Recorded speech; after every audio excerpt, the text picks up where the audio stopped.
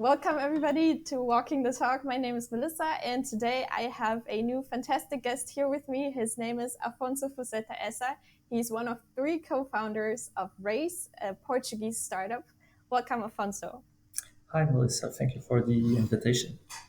I'm very excited to have you and I prepared hopefully a fun session. So I prepared a little icebreaker game for you as I already warned you. So if you're ready, we'll get right to it. Okay. So, question number 1. Are you a morning or a night person? Morning. What is your favorite TV show? Friends. How long does it take you to get ready in the morning? Half an hour. What is the strangest thing you have ever eaten? Maybe monkey brains. Do you have a pet? No.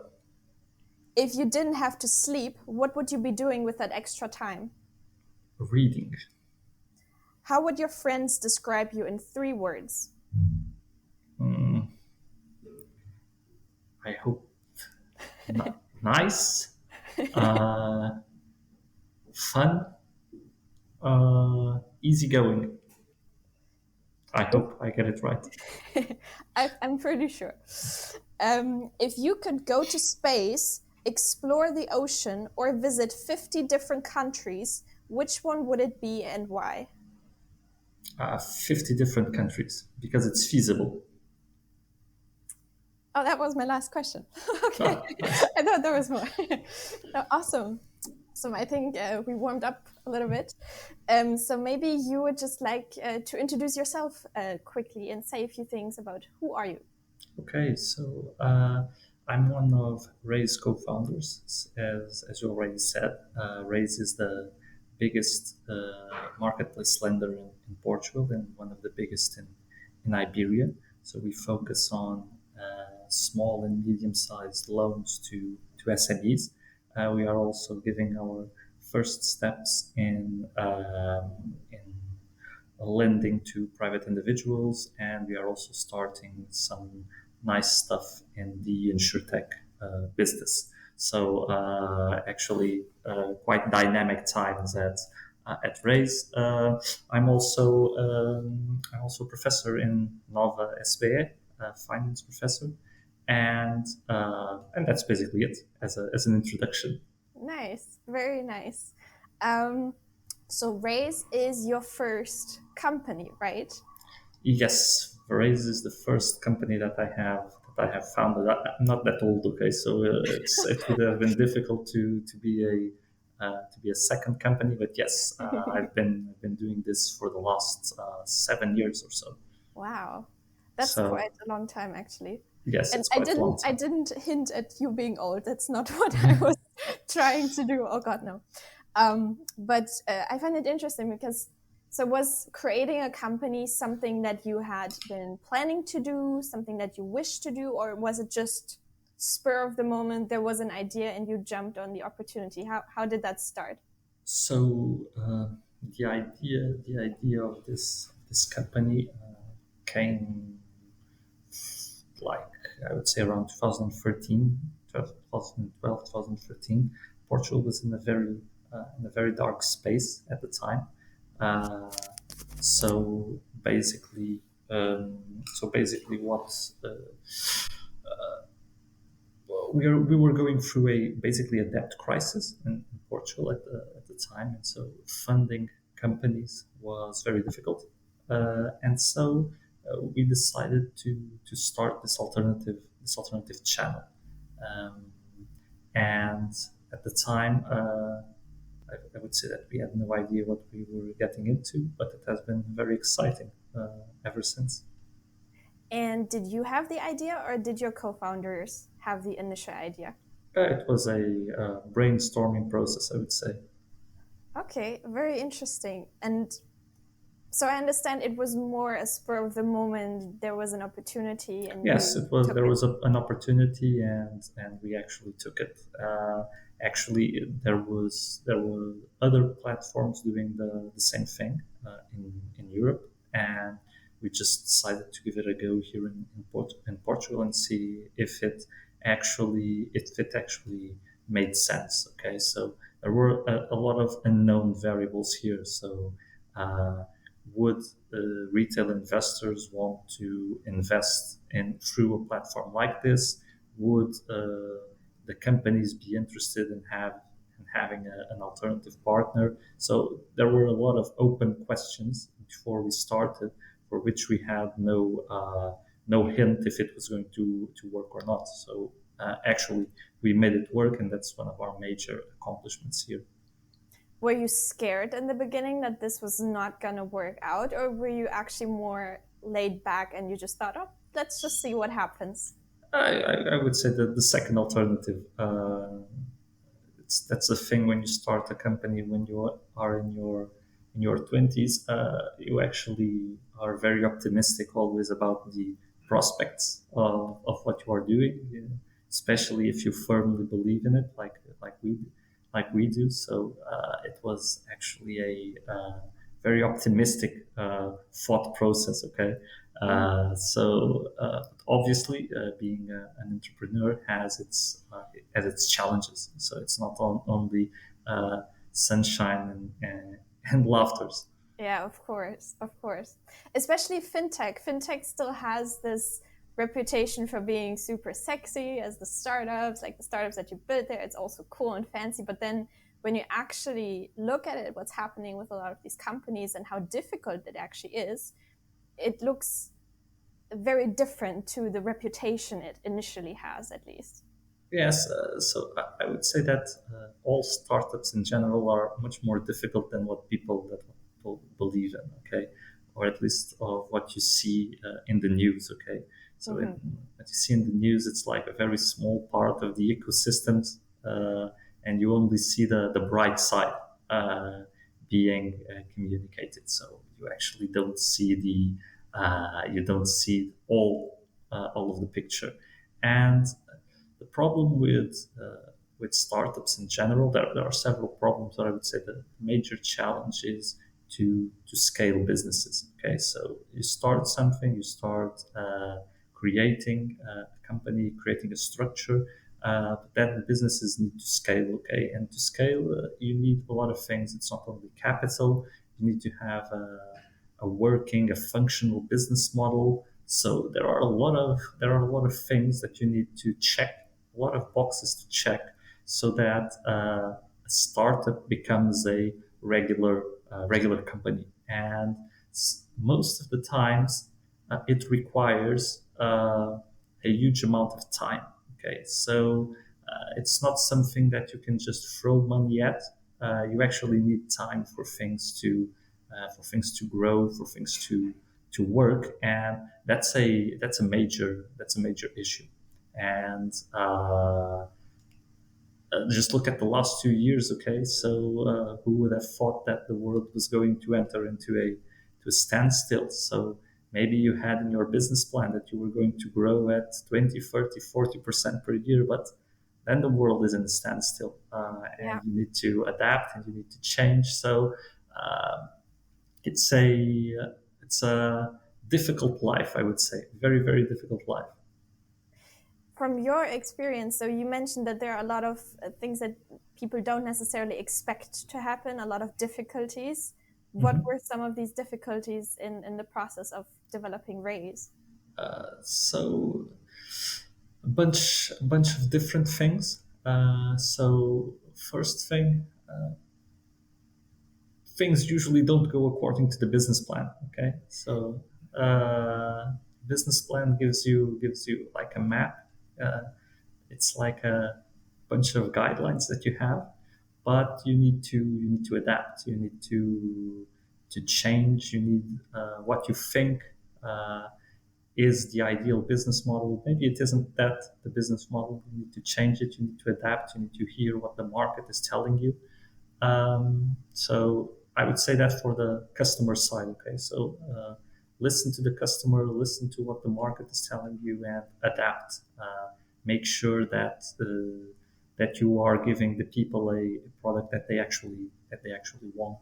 Um, Second thing, and related to this, it's very important to give people a product that they want, but you also need to make money. Okay, so it's not about having users; it's about having customers, and customers pay for services or products, and that's a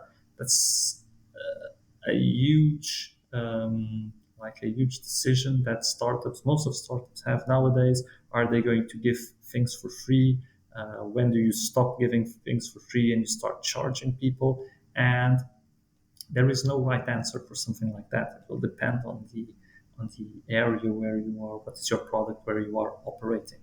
Uh, then you have how do you pay for all this? Oh, So yes. how do you how do you make ends meet at the end of the month? So raising capital and the ability to raise capital, it's also crucial. So how are you going to keep people interested in the business? How do you create value, and how can you put people actually paying for that equity value? Okay, so how do you manage to put investors, capital investors, inside your company and making them pay for what you want, for what your company is worth? And that's those for me are the three main things that usually don't go according to plan in startup. Okay, so you will probably take more time than you initially figured to raise equity. It will take more time, and you will raise less equity than you are expecting. Uh, you will probably benefit users instead of customers because you want to show that people are using your product. And you won't listen that much to the market. Okay, so founders tend to have a very clear idea of what they want to do, and they will probably insist on their view for far longer than they actually should. Mm-hmm. So now you explain it very like in a you're so knowledgeable now that you explain these things. Like, of course it makes sense that you need to give them something, and of course it makes sense it takes longer.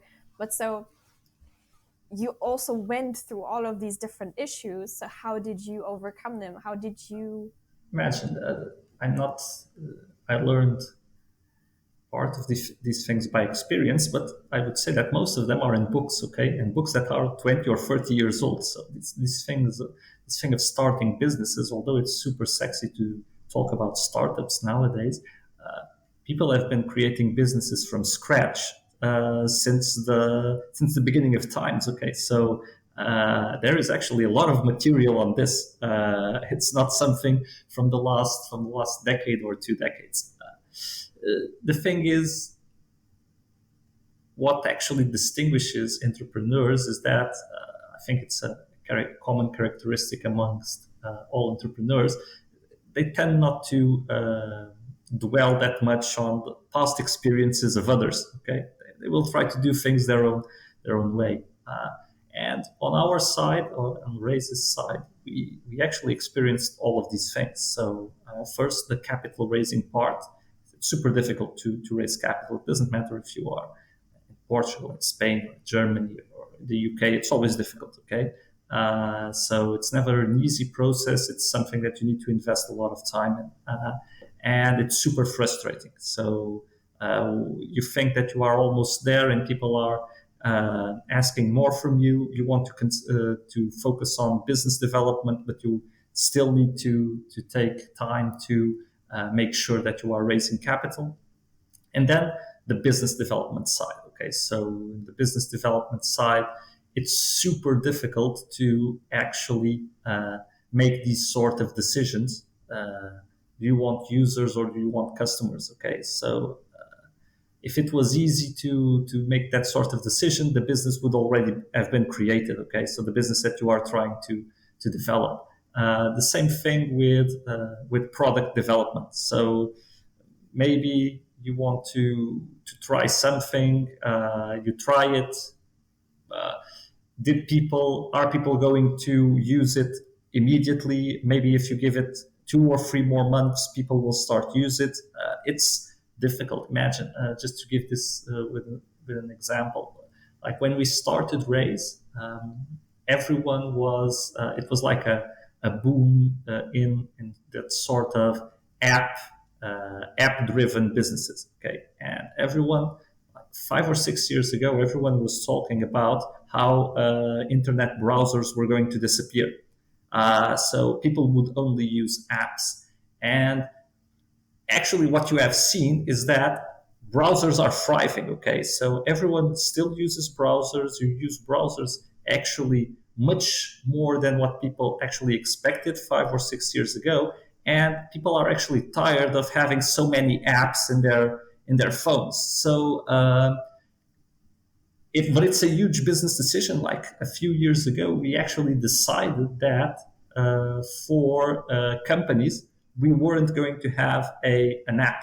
They would only be able to ask for loans through a browser. Okay, and at the time, people, especially our investors, they were like, "What the hell are you doing? Everyone is developing apps. Apps are the future," and we were like, this won't work. So we are not going to do it. People, if they are asking for a loan, they actually they should sit down in their computer. They should open a browser and do it calmly and not through their smartphone. Uh, it was a business decision that actually went quite well for us, but it was a huge risk at the same time. Okay, so very difficult to make these sort of decisions, and sometimes that's what distinguishes businesses that survive from businesses that end. It's this sort of good business decisions, whatever this actually means. That's interesting. Also, then you avoided quite a lot of work as well. Like it's actually a major decision in terms of how you want to execute it as well. Imagine if you have, for the investor side, so for companies, we only have a browser version of the platform. But for people that invest in our alternative platform, people can invest through the browser.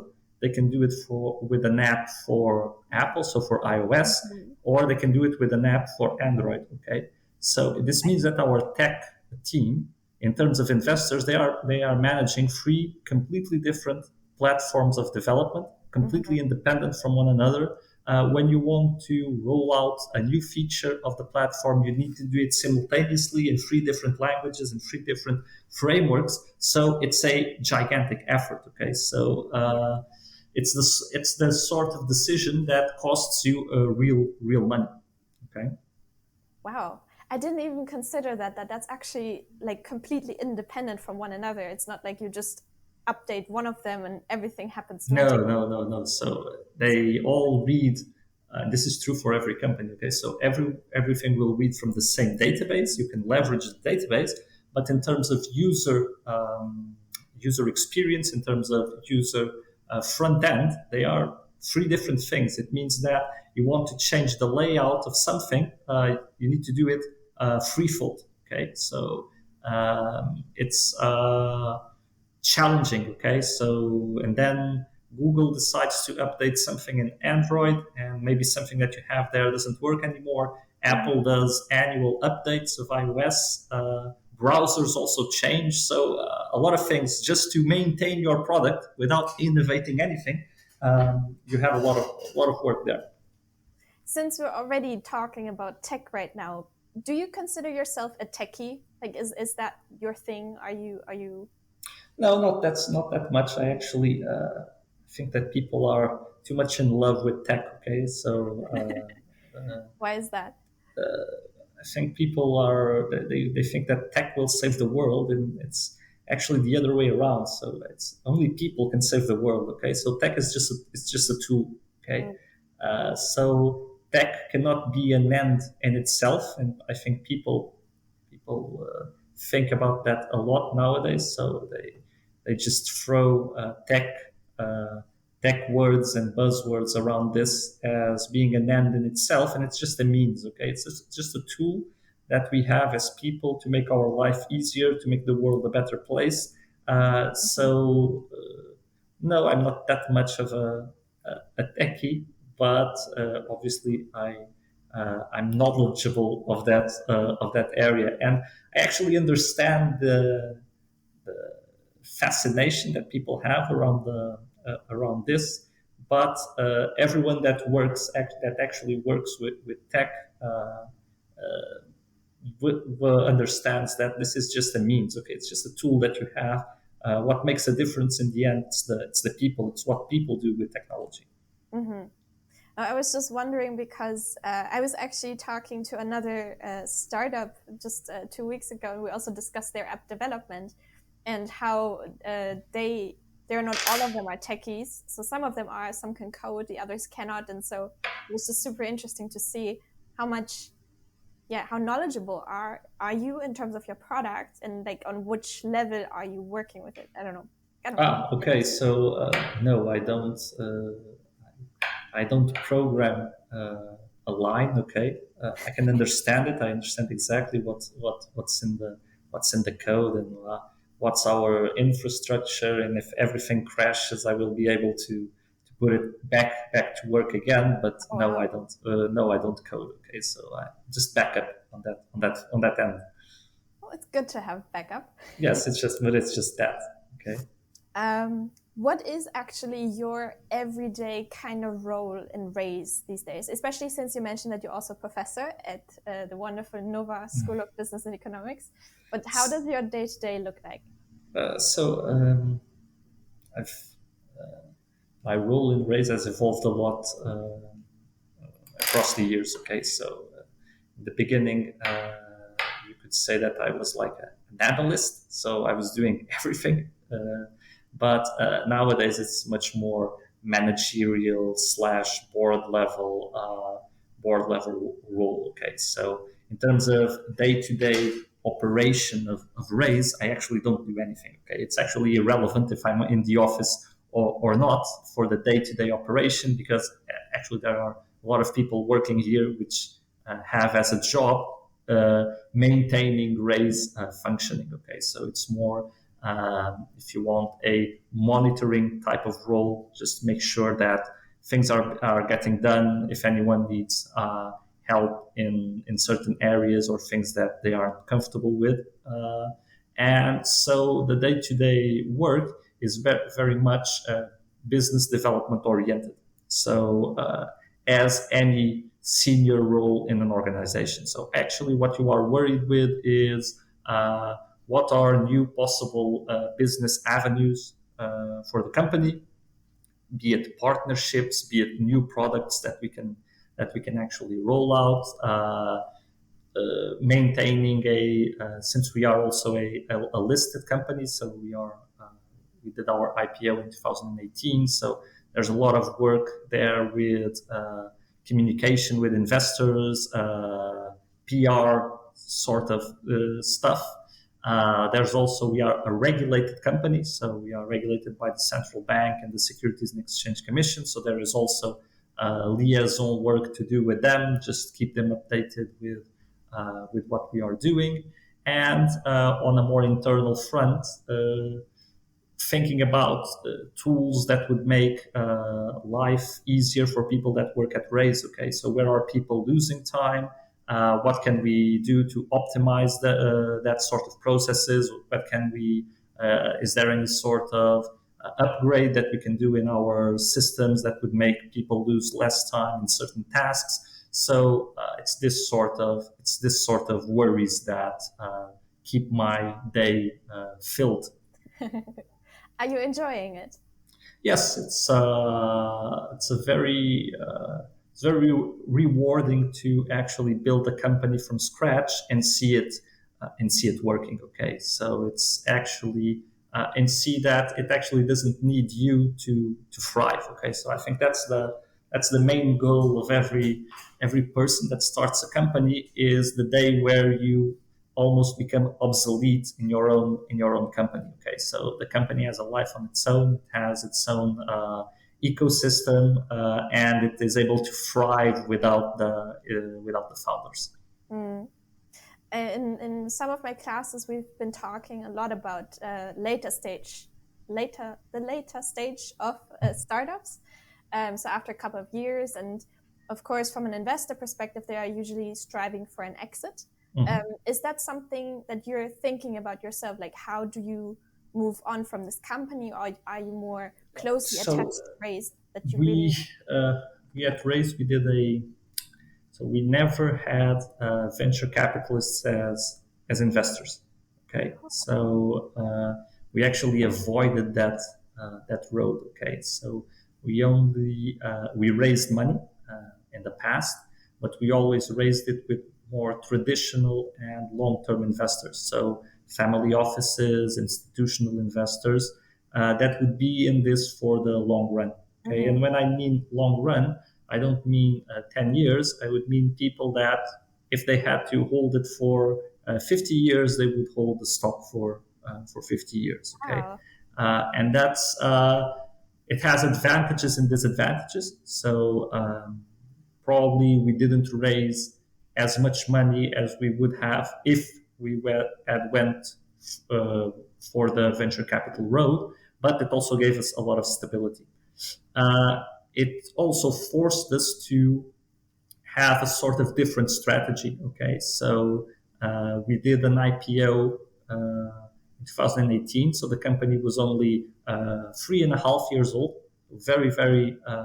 very young company, and it was more of a capital market strategy. Okay, so if we want to raise money and we are listed, it's much easier, and so we avoid that sort of pressure from an exit that you were talking about. So startups start to get older, they get around 8, 10 years old, and VC funds want to exit. Who is going to buy? And that puts a lot of stress in the business. Personally, I still own around 19% of RAIZE. And I think I will hold the stock for a very long time. Okay, so it's actually independent of it's two independent tracks. Something is to hold capital on the firm. The other thing is working on the firm and working. In terms of capital, I'm very comfortable with it. So I don't want to disconnect from RAIZE. I think that's amazing. And also, this is a very different approach to what we see with most startups. Like you said, the venture capital road, it's very, let's say, unique. Like venture capital has a very particular mindset in terms Mm-hmm. of what they are looking for and when. And then you are following a very different approach. And like you said, Yes. So from our perspective, from a very early stage, we never thought that, and I think before taking a step back, before one of the most critical decisions for a startup is to find the right type of investors. Okay, you can have the best idea in the world, you can have the best execution team in the world. If you don't have the right type of equity investor, it won't work. It won't work because the equity investor will be pushing in a different way than you are, and it won't. The match won't be there. Okay, so probably the idea won't click. So we always knew, or we didn't knew, we had this idea that venture capitalists weren't probably the best type of investor for an industry that is highly regulated, where growth rates aren't comparable to tech growth rates or software growth rates. It actually doesn't work like that, where the time to implement the business is much larger than the usual venture capital investment period. And so we never thought that that avenue was for us as a financial company. Okay, so other fintechs have gone through this road. I think that's one of the major challenges of the fintech industry for the next few years is how will they be able to switch from this sort of venture capital based model, which is kind of exhausted, to a more traditional type of investor model? That's a very big question mark still in the industry. So for us, yes, very unique, a very unique path in that sense. wow, impressive. And also a bold decision, I think, because it's a Yeah. big decision. Uh, yes, it's a big decision, but it also had it had huge benefits. Okay, there are huge benefits of being a listed company, which I think the majority of companies isn't able to fully appreciate nowadays. Okay, since since also the media awareness and media buzz floats or tends to float a lot towards VCs and private equity firms, I think traditional capital markets have lost some of its glamour, if you want, and so companies don't fully appreciate the advantages, the exposure that you have when you are a listed company, which for us has been very beneficial. What kind of benefits other than public exposure are you thinking of right now? Credibility. So being a listed company always brings a lot of credibility to the business, and it opens you up to a lot more investors. Okay, if you are a listed company nowadays, literally anyone in the globe can actually buy stock in your company. So your capital raising is actually much broader than just a few venture capital firms. Okay, so actually it's the most diversified way that you can have to raise capital, and that's a very, very big advantage. I see. Okay. I would like to explore a little bit more the fintech ecosystem part in Portugal because, well, I'm from Germany, so I actually don't know all that much about the Portuguese fintech ecosystem. Can you explain a little bit, what kind of position is RAIZE in this Portuguese ecosystem here? So we are probably one of the biggest fintechs in Portugal. Okay. And what you have in the ecosystem in Portugal is very similar to all of the ecosystems around Europe. Okay, so you have the same sort of verticals. So you have payment companies, you have alternative lending companies, you have some companies doing things in the crypto space, some more B2B businesses, be it in managing people's or business accounts, some guys developing software for banks. So a very diversified system. I would say that we have one very, very big fintech in Portugal, which is actually already a unicorn, which is Fizai. They are like a massive fintech company, probably the biggest success of the fintech space that was born in Portugal. And then the majority of fintechs are actually local players. So as RAIZE has a local operation. So we operate here in Portugal. And that's actually how the system is built, which is very similar to all the other European ecosystems. So what you usually see is that maybe in each ecosystem you have like a global champion. You have like one or two fintechs that actually operate at the global scale, but then the vast majority of the ecosystem actually operates at the national level. And that's one of the biggest disadvantages of the European Union space versus the US space in terms of tech-based businesses is this inability of companies to actually compete at the European level and always being national players. Okay, something that in the US is actually quite rare because when you have a successful business model, usually you replicate it through the 50 states. Okay, and in Europe, it's still very difficult to do so, especially in the financial business. Do you think you're gonna stay a local player, or do you think there's a possibility that you might even expand abroad? I think that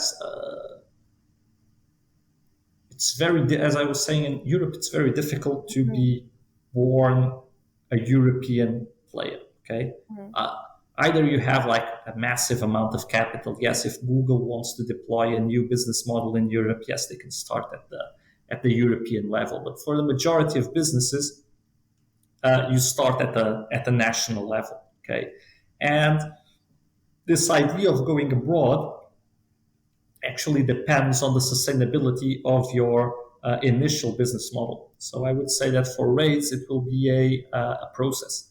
Once we are happy with what we are doing in Portugal, maybe we will consider going abroad.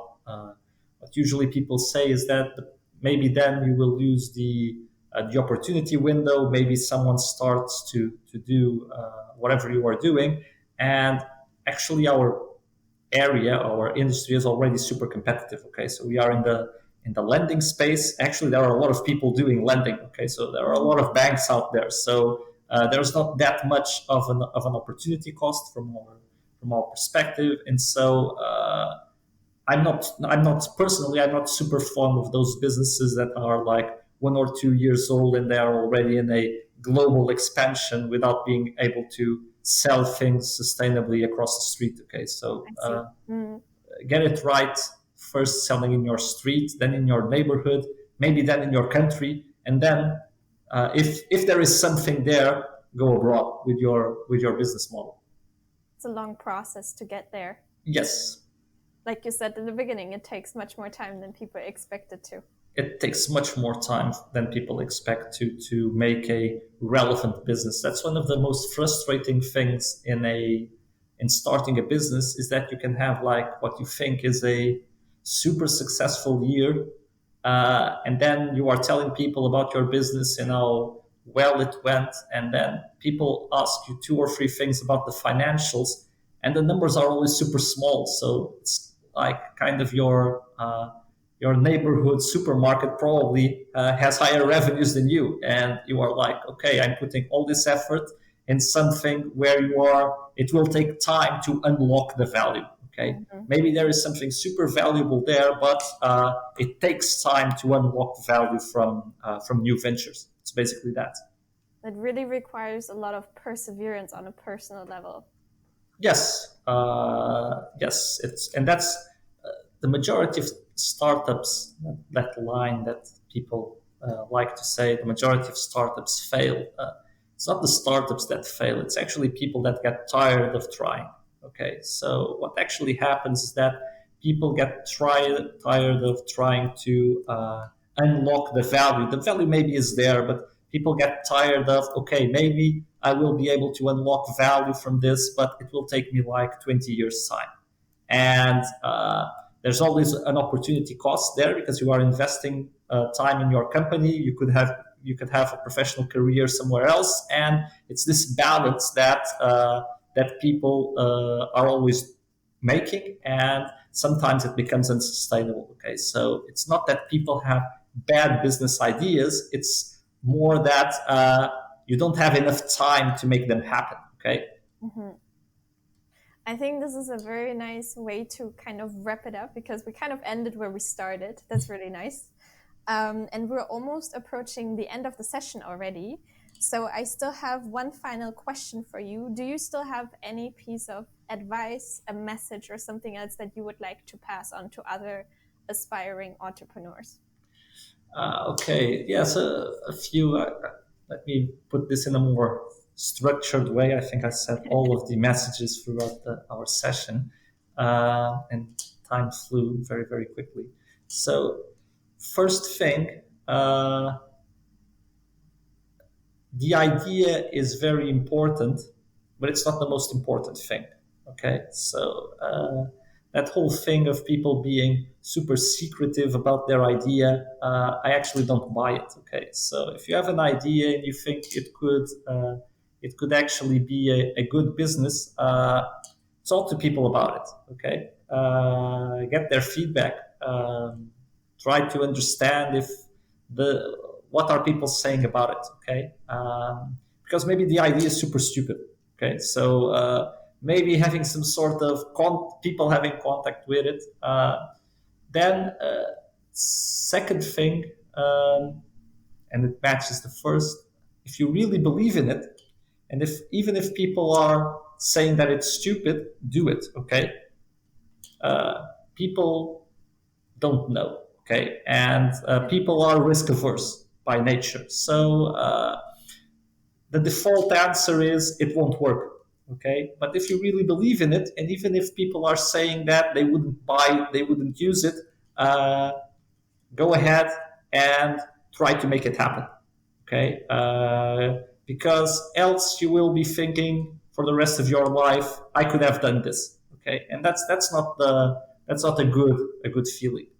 Uh, then number three, after number one and number two, so you really are convinced of going forward. Don't start businesses alone. Okay, it's super difficult, this sort of entrepreneurial venture thing. So don't do it alone. Okay, and only start a business if you have the correct skill set in the founding team. Okay, and I see this happening lots of times. Okay, imagine people that start tech companies and they are all techies, as you were saying. So no one from management, no one to do business development, no one to do finance, no one to do operations. They are all techie. Okay, it will be super difficult to hire people for a new venture. Okay, so you need to have the correct skill sets in your team. Okay, the same thing with people that want to start a business that is tech intensive, but they don't have a tech co-founder. And having a tech co-founder is not having someone that understands technology. That I understand technology, but in our case, our CTO, for many years, it was him that actually coded everything in the platform. Okay, so it's not a guy to give guidance; it's actually someone to do the work. Okay, so have the right skill set. So that's number three. Number four, already talked about it. Choose your investors very wisely. Okay. It's very important that your investors are aligned with what you want to do, with the mindset of the business, and also that you understand what is their mindset. Okay, so what are they expecting from you? What are they expecting from the business? Okay, so I think most of people that are raising money, they forget to ask this question from the venture capitalist, from the business angel. They are saying, yes, we want to invest, and they forget to ask why. Why do you want to invest? So I'm showing you something that we have, either we don't have revenue or we have a very small revenue. Why are you interested in investing? And are you how much time do you usually invest in these businesses? Are you going to be calling us in 6 months' time saying that you want to exit from the business? So why are you getting into this with us? Okay, so if you check all of these things, you are ready to start. Once you start creating a team as soon as possible. So start delegating, building that sort of structure as soon as possible. Okay, no one wants, or no business thrives with the founders doing everything. Obviously, they have to do everything in the beginning, but you need to build a company. Okay, and the company is much more than the founders. It's all the people that will actually work around that goal. Okay, so building a team is actually super important. After that, I would say that understand what is your ideal plan. Okay, so where do you see your as a management team? So not as founders, but as management team. What are you working for? Okay, is it to build the next Apple or Google or Tesla, or are you building something to be sold to someone? Will anyone be interested in buying this? So, what are you working for in the best case scenario and in the worst case scenario? Okay, and last thing, build relationships. Okay, with your competitors, your suppliers, with your clients. Talk to people about your business. Go and present your business, go and present what you are doing. Maybe there is, in 99% of the conversations, there won't be nothing there, okay? But nurture relationships, nurture what you are doing, get involved with other people, get involved in the ecosystem, in the economy where you are operating, because opportunities might happen in the future, okay? Uh, and last thing, and I think this is the most difficult one, and it's really the last one, uh, know when to pull the plug. Okay, and this, I think, it's the most difficult thing.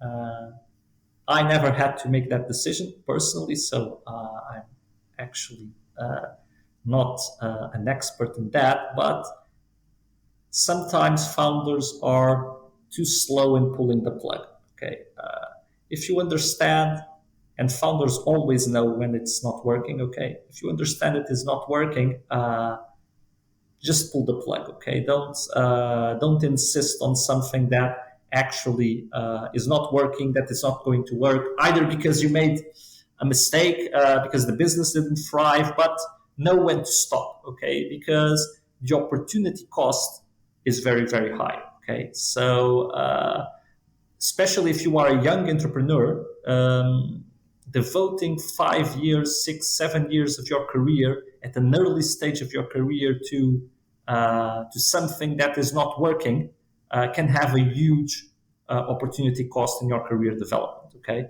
so I would say these are a long list, but I think it's interesting. I think it's a fantastic list. A lot of really great pieces of advice. Thank you so very much. If anybody wants to get in touch with you or learn more about RAIZE, how can they do that? Either I think the easiest thing is to just add me on LinkedIn and send me a message there. I usually very quick at replying to those sort of approaches. Nice. All right, I'll make sure to put the link in the description box. And that's it for today. Thank you so very much for taking the time for me. It was amazing and super insightful. I loved it. Okay, thank you for the invitation, Melissa. It was very, very interesting. Thank you also everyone who was watching or listening. I hope you enjoyed the session as much as I did, and I see you next time. Bye.